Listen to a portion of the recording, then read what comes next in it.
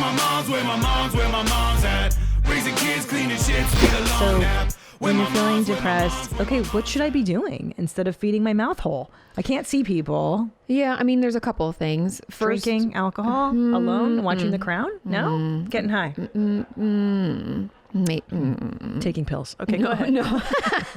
Third strike. That my psychiatrist recommended. Okay, as prescribed. Okay, yes. As prescribed. As yes. prescribed, yeah. That's fair. Gabapentin. It can help. It does.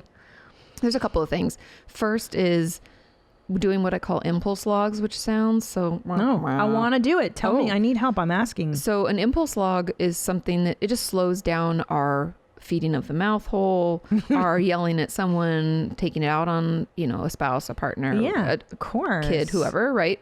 Or taking pills or smoking pot or anything. It's like slows it down. And first you're supposed to recognize like what's happening, like what's happening right now, what's the situation.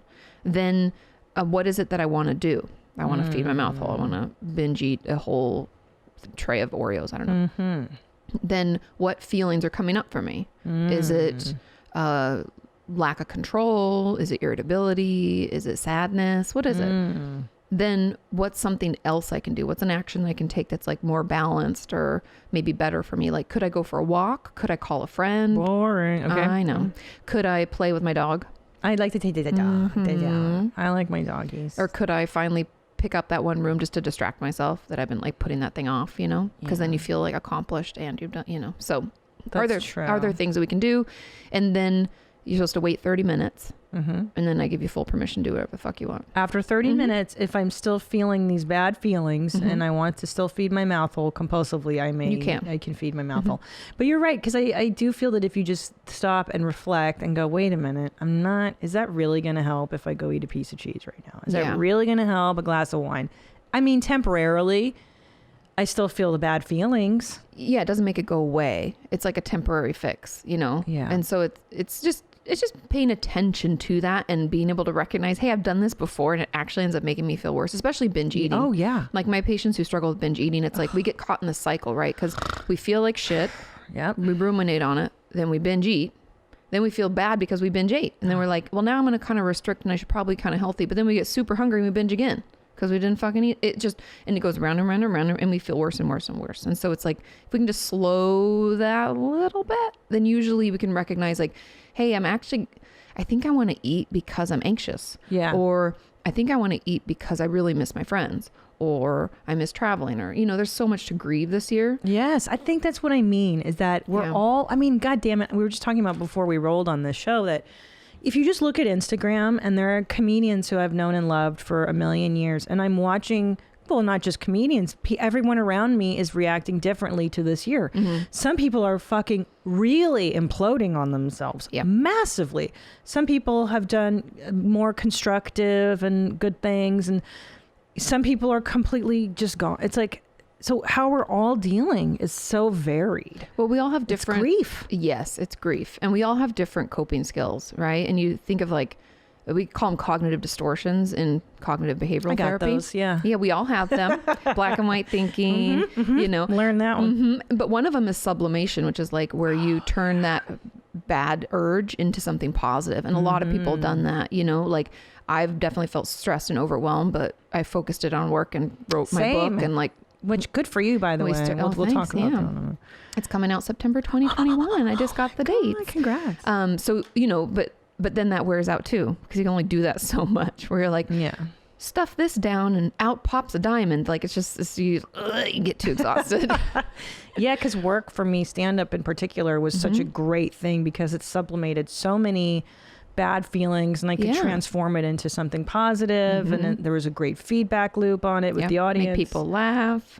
Yep. Win-win. I mean, and I got to connect with people and travel and get away from my kids for a couple days. It was like a perfect thing. So not a perfect thing, but nothing is.